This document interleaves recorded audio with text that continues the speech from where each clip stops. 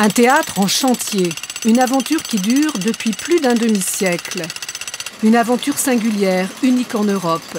Molière, Shakespeare, Hugo, en voyage. Dans le théâtre itinérant, on a une expression pour ces moments-là, on dit « pense au spectacle ».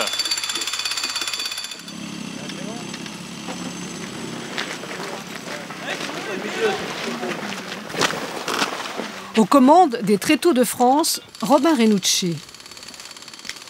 Alors, nous sommes donc dans le lieu d'origine, on va dire, depuis 33 ans, des Tréteaux de France, créés par Jean Danet en 1959, mais qui a souhaité à un moment avoir un lieu pour stocker le matériel et pour répéter également, habiter, pour certains personnels techniques, dans un endroit dans l'Eure, la ferme de la Salle, à côté de Val-de-Reuil. Pendant des années, le chapiteau était leur seule salle de spectacle. En 1979, Jean Danet a voulu donner une base technique à son théâtre itinérant. En 2001, Marcel Maréchal reprend le flambeau. Un théâtre ambulant, c'est la fête au village, pour les petits comme pour les grands. C'est le spectacle avant le spectacle du chapiteau qu'on dresse sur la place.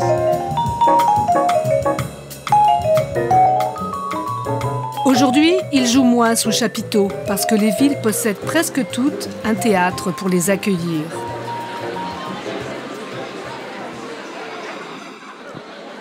Ce soir-là, 400 personnes s'apprêtent à assister à une représentation de Ruy Blas, une pièce de Victor Hugo.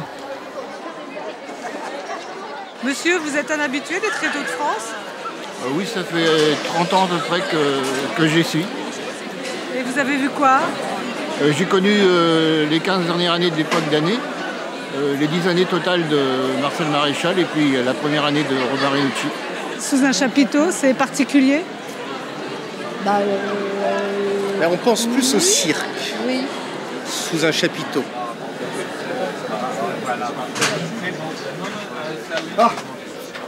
À tout seigneur, tout honneur.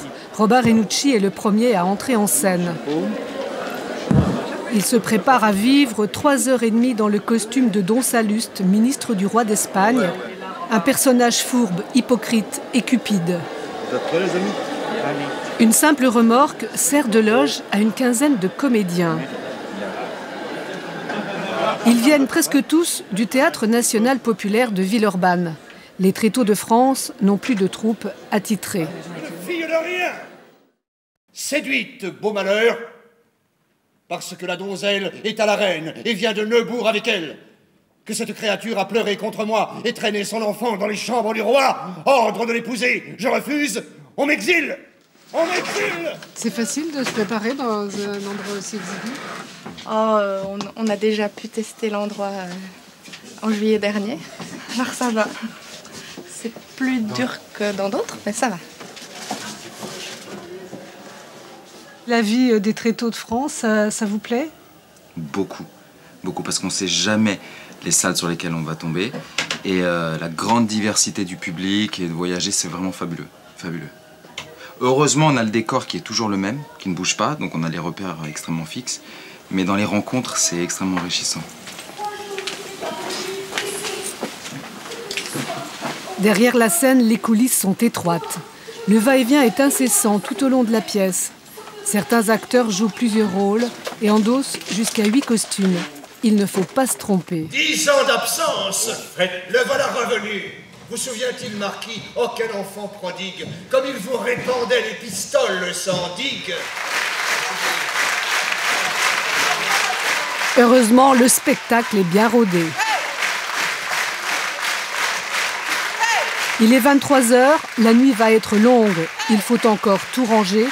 Demain, des lycéens viendront sous le chapiteau à la rencontre des comédiens.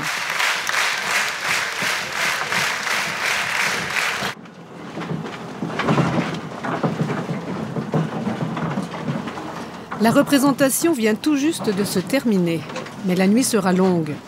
Tout le matériel, costumes, décors doit être rangé et emballé, prêt à partir. Les costumières ont encore une bonne heure de travail. On va se parler de théâtre, on va se parler du spectacle de la veille, et puis on essaiera de déborder un tout petit peu. Donc là, il y a la plupart des acteurs qui sont là. Parce que ce matin, sous le chapiteau, Robert Rinucci et les comédiens de Ruy Blas accueillent les élèves d'une classe de première. Ils vont apprendre à se mettre dans la peau des personnages, aidés par les acteurs qui leur soufflent le texte. Je la vendrai pour être. Je la vendrai pour être. Un des jeunes seigneurs que de cette fenêtre. Un des jeunes seigneurs que de cette fenêtre. Je vois en ce moment. Je vois en ce moment. Comme un vivant affront. Comme un vivant affront. Entrez. Entrez. La plume au feutre et l'orgueil sur le front. Pardon?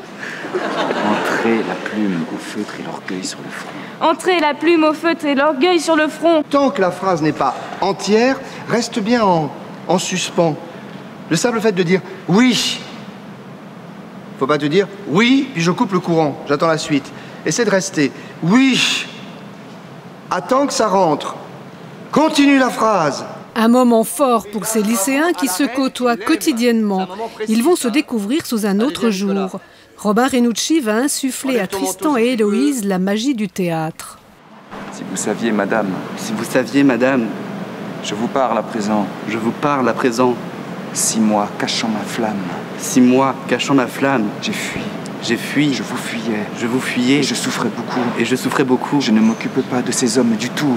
Je ne m'occupe pas de ces hommes du tout. Je vous aime. Je vous aime. Jamais on ne m'a dit ces choses-là. J'écoute. J'écoute. Ton âme, en me parlant, me bouleverse toute. Ton âme, en me parlant, me bouleverse toute. J'ai besoin de tes yeux. J'ai besoin de ta voix. J'ai besoin de tes yeux. J'ai besoin de ta voix. Bravo, hein?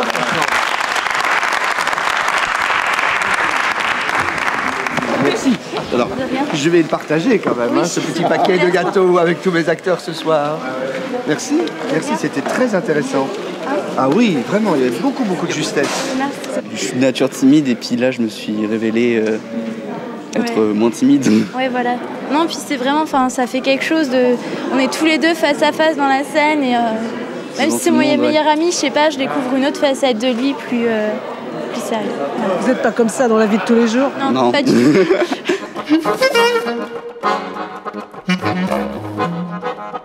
Les Tréteaux de France, un théâtre itinérant qui va à la rencontre des autres.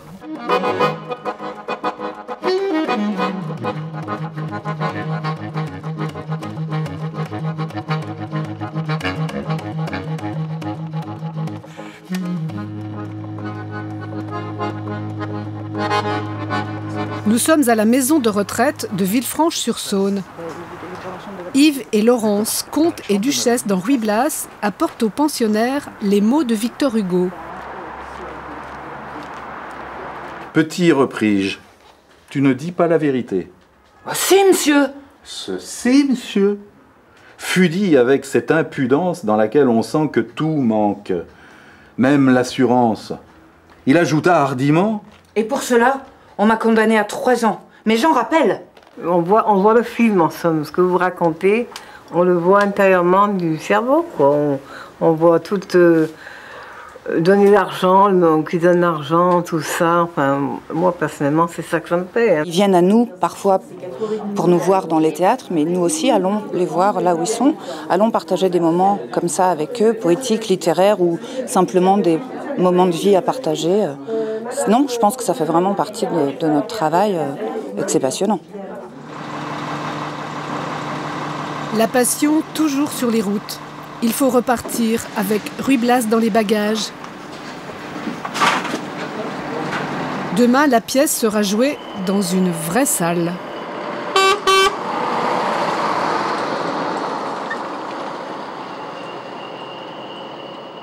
Qui veut du rouge?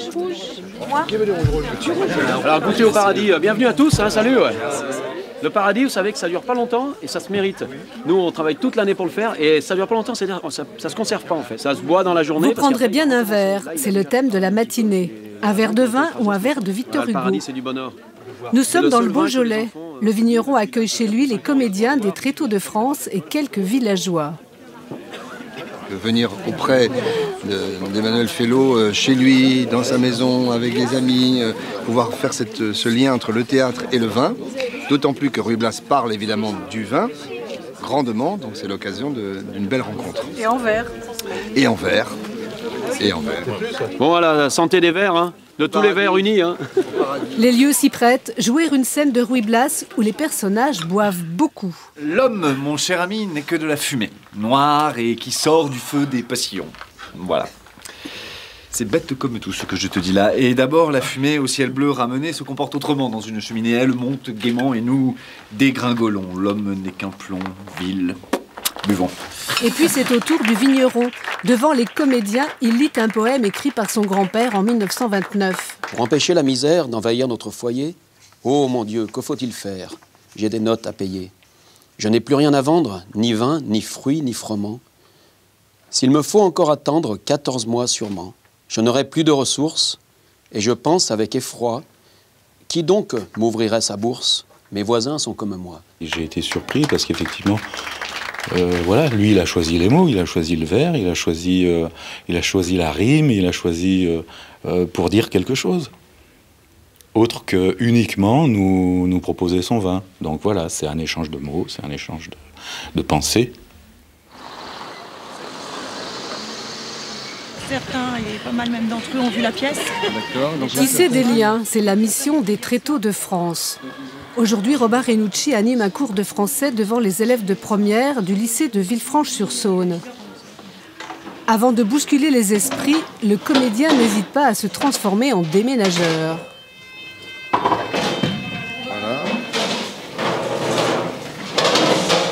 Il ne s'agit pas d'un cours magistral. L'acteur va expliquer tout son travail pour jouer une pièce écrite en alexandrin. Vous prenez Ruy Blas avec vous. Bonjour. Mettez vos sacs sur l'estrade. Notre métier, c'est pas seulement d'être devant les autres et puis de paraître, c'est de faire tout ce travail, si vous voulez, d'artisan, de travail de fond. Faisons un jeu, si vous voulez bien. Drôle de jeu, apprendre à déchiffrer les vers de Victor Hugo. Compter les syllabes jusqu'à 12. En un instant, s'écroule. Oui, t'as tout à fait raison. Petit à petit, les élèves comprennent le rythme des alexandrins. 1, 2, 3, 4, séduite 3. Mon crédit, mon pouvoir, tout ce que je rêvais, tout ce que je faisais et tout ce que j'avais, charge, emploi, honneur, tout, en un instant s'écroule au milieu des éclats de rire de la foule. Parce que le gars, il est juste énervé. Comme le gars, il est... Ouais, sauf que ça fout un peu les jetons, non? J'étais assez impressionnée, quoi, parce que rencontrer un acteur, j'ai pas encore vu la pièce, mais on a vu des aperçus et ouais, enfin, j'attends beaucoup du coup et je pense que ça va être bien. Travaux pratiques le soir même au théâtre, place au verre, sur la scène. Moi, Ruy Blas, laquais de Monseigneur le Marquis de Finlas, en toute occasion, ou secrète, ou publique, m'engage à le servir. Parmi les spectateurs, quelques lycéens qui avaient encore en tête le cours de Robin Renucci. Vous n'avez pas eu envie de compter les vers ce soir? Si, des fois, ça... on était tentés, mais justement, en fait, on voit que ce qu'il disait, c'est... Enfin, il avait raison, forcément, et c'était vraiment intéressant de voir que son travail... c'est pas rien, quand même, ce qu'il fait. Demain, les comédiens emporteront les mots de Victor Hugo dans une maison d'arrêt. Une autre rencontre au-delà de la scène.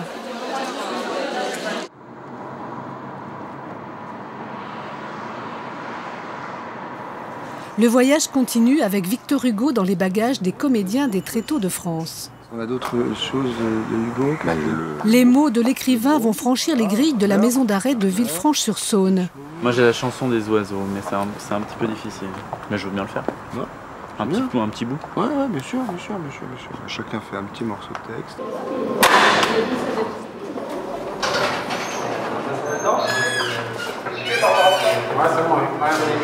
Les détenus ont été informés par voie d'affichage du passage des comédiens. Bonjour, messieurs. Sur les 700 hommes incarcérés ici, une dizaine se sont inscrits pour la rencontre. Ils garderont l'anonymat. On fait ça. Comme terrain, c'est possible, ça?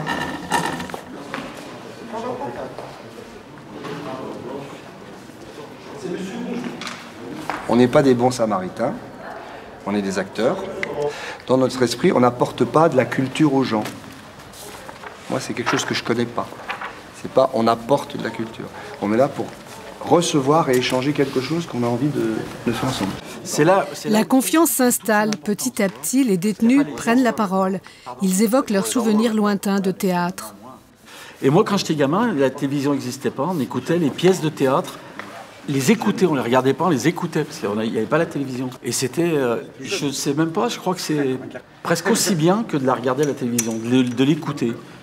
D-S. Quand ils écoutent les mots de Victor Hugo, le silence se fait. Je comprends pas, moi. Il s'appelle Don Saluste de Bazan. J'étais riche, j'avais des palais, des domaines, je pouvais largement renter les célimènes. Bah, mes 20 ans n'étaient pas encore révolus que j'avais mangé tout. Il ne me restait plus de mes prospérités, ou réelles ou fausses, qu'un tas de créanciers hurlant après mes choses. Je suis... Les comédiens captent l'attention. Les détenus parviennent à voir la pièce juste en écoutant le texte. 1200 lieues. Moi, 2000. S'il y a quelque chose qui est vraiment particulier que moi j'ai ressenti là et qui est spécifique là, c'est la vitesse, enfin l'immédiateté des images. Enfin, il disait qu'il recevait des images. Et ça, quelquefois, ailleurs, c'est beaucoup moins direct que ça. Cette considération nous fait beaucoup de bien. Bon courage alors. Merci. Merci beaucoup. Merci à vous tous. Merci encore. Merci à vous. Bonne journée. Passez un bon week-end.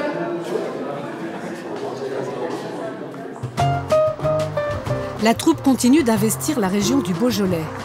Prochaine étape, Anse, dans le Rhône, chez un couple d'exploitants agricoles. Depuis 2 ans, Yves a ouvert sur le domaine un petit cabaret au Comme Chez Soi. Bernard, tu vas bien? Ouais. Yves, oui, pardon. C'est une belle façon d'accueillir votre public, là. Ah, en plus, c'est vachement... ça donne un petit temps de pause. Les gens se retrouvent, ils commencent à trinquer ensemble dès l'arrivée, en fait. C'est assez génial. Environ 1 fois par mois, un public qui n'a pas toujours l'occasion d'aller au théâtre assiste à des spectacles dans une petite salle aménagée. Chanson barbare, un poème de Victor Hugo, ravit l'Assemblée. Du vin, Pharaon, du Pharaon nous boirons. Dieu, pour nos bandes triomphales, fit les vignes et le houblon. Nous jouerons au dés sur les dalles. Sonnez, Rixdal, sonnez, doublon. Sonnez, cymbales, sonnez, clairons, on entendra siffler les balles. Quelquefois, ivres, nous irons à travers foudres et rafales. On peut lire Victor Hugo et puis ressentir des choses, mais lu comme ça, les mots ont une autre résonance. Et d'un seul coup, on redécouvre Victor Hugo et on réentend ce qu'il avait à dire et c'est d'une modernité totale. Le théâtre doit aller partout, donc où qu'il aille, il est le bienvenu. Oui, c'est une bonne initiative d'aller vers des gens qui n'ont pas nécessairement l'habitude. Une aventure artistique et humaine pour ces baladins du XXIe siècle. Ils viennent d'écrire une nouvelle page de leur carnet de voyage. Et pour Paul, la propriétaire des lieux, elle-même artiste, ce moment est une autre façon d'accueillir les visiteurs dans ses vignes. Demain, les Tréteaux de France abandonneront momentanément Victor Hugo pour une autre pièce, bien loin de Ruy Blas. Oui, c'est ça. Oui, Ce qui serait bien, c'est qu'on ait une couverture pour... Un nouveau décor pour un nouvel épisode de l'aventure des Tréteaux de France. Nous sommes à la veille de la représentation de Mademoiselle Julie d'Auguste Strindberg. Le mobilier de la pièce est attendu au théâtre de Vernouillet dans l'Eure-et-Loire. Un décor relativement modeste, celui de la cuisine d'un château. Nous, on va partir cette nuit et on va monter demain matin pour qu'ils puissent raccorder dans l'après-midi et que le spectacle soit prêt demain soir. C'est à Val-de-Reuil, dans l'Eure, sur le site historique des Tréteaux, qu'est stocké tout le matériel. Brahim Achal est un peu la mémoire des lieux.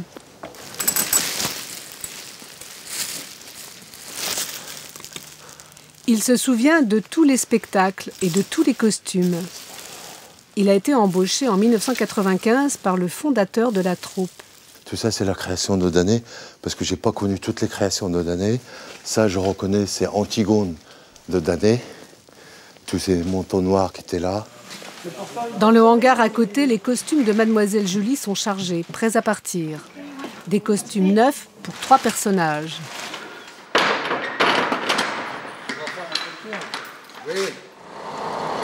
Autrefois, il y avait 14 camions sur la route pour transporter le chapiteau, les décors et toute la logistique.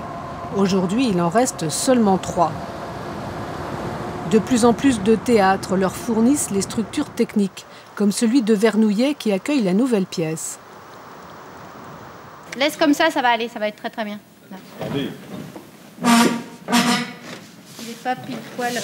C'est la première mise en scène du nouveau directeur des Tréteaux de France, Robin Renucci, qui surveille l'installation.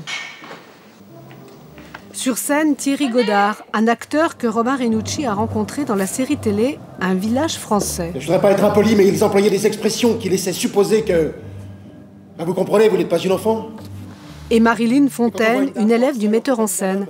Elle vient d'être couronnée au cinéma meilleur espoir au Festival de Rome. Alors quoi? Dernière mise au point, nous sommes à 1 heure du lever de rideau. La danse, la musique, les fleurs et les jeux. C'est bien, ne le ferme pas trop sur toi. Ouais. Ça remonte, un peu ouvrir pour nous en faire plus partager. En tant qu'acteur, faire de la mise en scène, c'est un autre métier, mais ça vous aide, j'imagine, beaucoup. Oui, on accompagne les acteurs beaucoup, on est avec eux, on respire avec eux, on travaille pour eux, on est dans leur rythme, dans leur sensibilité. Donc je crois que c'est pas trop difficile pour les comédiens de faire de la mise en scène, de diriger les acteurs en tout cas. Après, il faut avoir de beaux projets et de beaux rapports au public pour raconter des histoires qui touchent le public. Il est 21h, le spectacle va commencer. Et une fois encore, Robin Renucci rappelle sa mission. Bonsoir. Juste un tout petit mot sur les Tréteaux de France, qui est une belle aventure. C'est celle que Jean Danet a créée en 1959 pour partir sur les routes à la rencontre de ceux qui sont éloignés des lieux construits de théâtre. La pièce écrite en 1888 explore les rapports violents entre une bourgeoise et son domestique. Ça pourrait se reproduire? C'est vrai. Et les conséquences? Les conséquences. Une atmosphère pesante. Le travail du metteur en scène est d'une convaincante sobriété. Je ne savais pas que c'était à ce point-là un homme de théâtre et un homme qui aimait le théâtre, qui aimait diriger les acteurs. Et nous, c'était un bonheur de se faire diriger par lui. Il n'y a rien de mieux que de travailler avec quelqu'un qui connaît les planches, enfin, qui repère très très vite, qui sait comment bouge un comédien, comment le temps d'adaptation dont il a besoin pour un plateau, pour le texte. Puis il a le rythme aussi. Une première saison bien remplie pour la nouvelle équipe de ce théâtre nomade. Mademoiselle Julie et Ruy Blas continuent de vivre sur les routes et déjà l'école des femmes de Molière se prépare pour 2013.